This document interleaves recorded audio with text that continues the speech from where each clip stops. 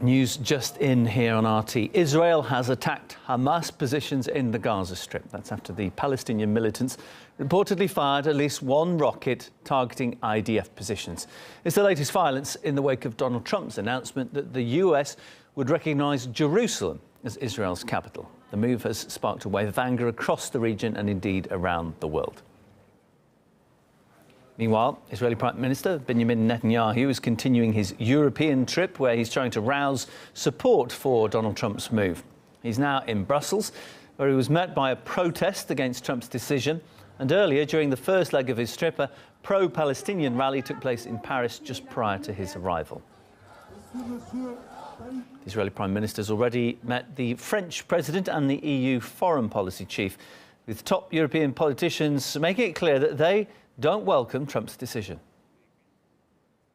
I expressed to Prime Minister Netanyahu my disappointment of the US President's declaration and explained that France sees it as contrary to international law and as dangerous to peace. I think the sooner the Palestinians come to grips with this reality, the sooner we'll move towards peace. The only realistic solution to the conflict between Israel and Palestine is based on two states, with Jerusalem as the capital of both the State of Israel and the State of Palestine along the 67 line. I believe that all or most of the European countries will move their embassies to Jerusalem, recognize Jerusalem as Israel's capital. Well, Britain's Prime Minister condemned Trump's decision as unhelpful, saying she disagreed with the move. Germany's Foreign Minister expressed fears it could worsen the Israeli-Palestinian conflict. OK, let's discuss this issue now. I'm joined live on the line by Mustafa Barghouti. He's the leader of the Palestinian National Initiative, and also Yoram Ettinger, who's a retired Israeli ambassador. Good evening to you both, gentlemen. Feel free to discuss amongst yourselves as well. I'd like to start by asking you, Yoram, the EU's foreign policy chief today told Netanyahu Europe wouldn't be following Trump's example. Does this suggest that EU-Israeli relationship will now deteriorate, or will this just be forgotten in the short term? Well, the only thing it means is that the Europeans, as expected, are determined to learn from past mistakes by repeating rather than avoiding them. The fact is that stalling the American decision to relocate the embassy to Jerusalem for the last 22 years, since Congress passed the law of the relocation of the embassy to Jerusalem, that stalling did not bring peace closer. It only intensified Palestinian hate education.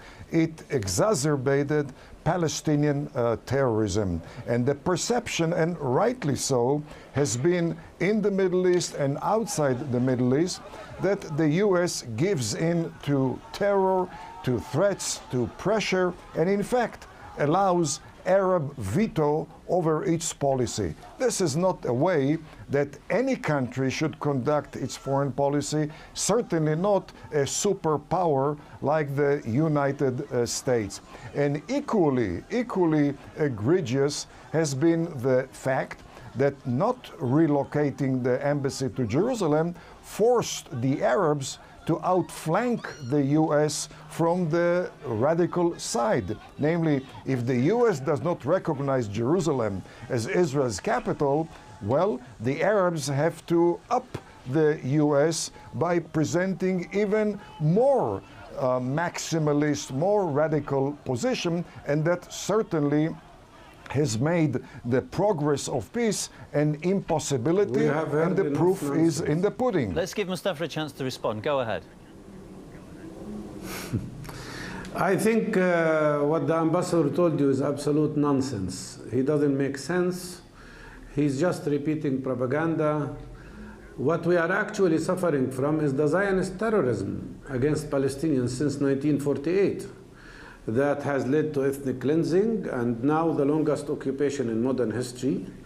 And it is now complicated by the creation of the worst system of apartheid in the whole, the worst system of apartheid in the world. It is the United States and Israel and Mr. Netanyahu and your ambassador together against 151 countries of the world. Israel and the United States are isolated in their position to declare Jerusalem as a capital of Israel, simply because you cannot allow annexing occupied territories. This is a violation of international law. What the United States has done is to make itself participant in violating international law, in committing a war crime, and they will have to pay a price for that. That's why they are isolated today. I think the Palestinian struggle for freedom, the Palestinian struggle for real peace will continue. This decision of Mr. Trump did not affect and will not affect the legal or international position of Jerusalem. Okay, I just want to interject here, if I may, Mustafa. I want to hear what that is occupied. the US ambassador to the UN, Nikki Haley, had to say on this. Let's just have a quick listen to Nikki Haley. When you recognize the truth, when both parties recognize reality, peace comes. We are living in the reality that Jerusalem is the capital of Israel. Yoram, Nikki Haley says her reality, Jerusalem is the capital, but most people on the planet, the vast majority of people on the planet, that isn't their reality. Well, the reality is, with all due respect, that Jerusalem has been the capital of the Jewish people, more recently of the Jewish state, for over 3,000 years. King David is really, give me a break. How many years did you live in Israel? The whole Jewish state did not last more than 70 years. Well, how can you make it 3,000 years? This is falsification of history. You can't falsify history. Israel existed only 70 years. Are you going to allow an impolite person for thousands to of speak? years? This has been Okay, Mustafa, let's let Palestinians. Yoram finish his point, please. Okay. Okay. Anyone who took history 101 knows that King David was the one who initiated Jerusalem as the capital of the Jewish people over 3,000 years ago. Anyone who studies religion knows that the Quran does not mention Jerusalem even once. When we talk about most people, so you accept and when Quran we talk about the Israeli, would you let me speak?